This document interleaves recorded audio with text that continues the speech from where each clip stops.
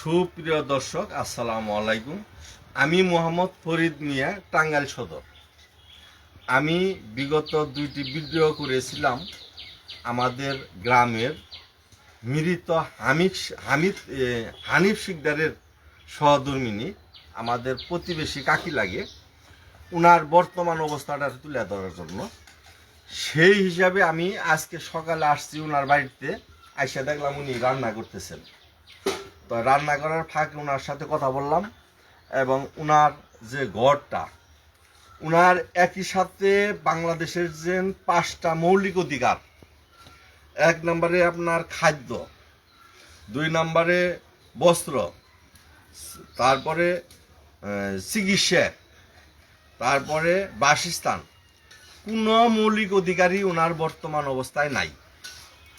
ঘরে বিদ্যুৎ নাই, উনি প্রস্রাব পায়খানা করার মতো কোনো একটা টয়লেট নাই, উনি যেন পানিটা তুলে খাবে একটা টিউবওয়েল নাই।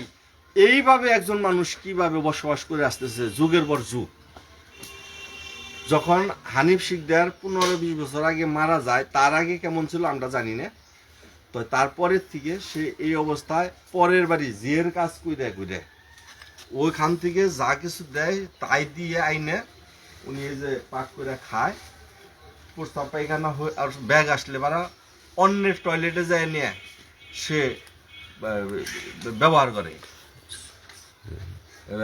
হাত মুখ ধুলাই করবো, যে গোসল করবে, যে তার নিজস্ব নাই কোনো টিউবওয়েল, সে পরের টিউবওয়েল থেকে পানি আনে, পরের টিউবওয়েলে গোসল করে। তারপরেও এখন বর্তমান জমানায় একজন মানুষ আরো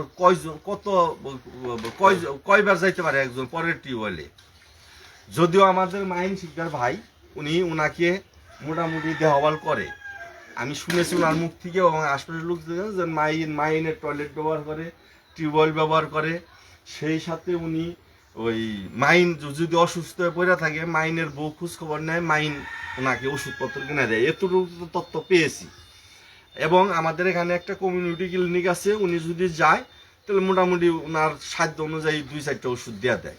তাছাড়া ওনাকে চিকিৎসা করানোর মতো কোনো ব্যবস্থা নাই। আমি আর একটা জিনিস দেখাইতেছি যে ওনার যে বর্তমান ঘর, ওনার যে বর্তমান ঘরের অবস্থাটা, ওনার বর্তমান ঘরের যে অবস্থাটা, এই অবস্থায় যে উনি থাকতেছে, উনি তো একজন মানুষ।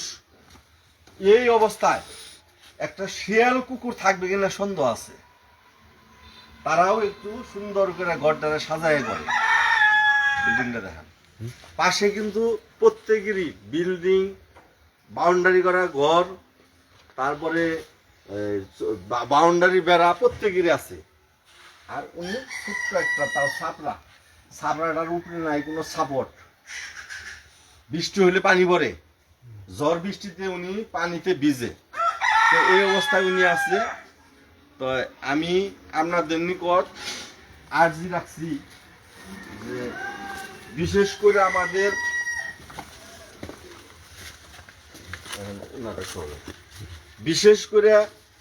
প্রবাসী ভাই যারা আছেন, বাংলাদেশের আনাচে কানাচে যত ধর্নাঢ্য ব্যক্তি আছেন, সচ্ছল ব্যক্তি আছেন, আপনাদের সবার নিকট আর্জি যেন আমাদের এই কাকির এতগুলি সমস্যা যদি কিছু আপনারা যদি শেয়ার করে নিতেন, নিজের মনে করে হইতেন, আমার মনে হয় যে ওই যে লক্ষ লক্ষ টাকা খরচ করে মানুষ বিভিন্ন জায়গায় ভ্রমণ করে, হজে যায়, কিন্তু আমরা এরকম প্রতিবেশীদের কোনো খোঁজ খবর, ভালো মন্দর কোনো তোয়াক্ক করে না, খোঁজ খবর নেই না। যাই হোক দর্শক, আপনারা ভালো থাকবেন, এবং আপনাদের নিকট আবারও আর্জি রাখছি আমাদের এই কাকির এই সমস্যাগুলি সমাধান করার জন্য। যদি প্রশাসনিকভাবে কারো হেল্প থাকে তাও করবেন, যদি ব্যক্তিগতভাবে যদি কোনো উদ্যোগ নিয়ে ওনার এই সমস্যাটা সমাধান করেন তাও করবেন। এটা আমার তরফ থেকে আপনাদের নিকট একটা চাওয়া, আমার এই কাকির পক্ষ থেকে। মোহাম্মদ ফরিদ মিয়া, টাঙ্গাইল সদর। কোনগুলো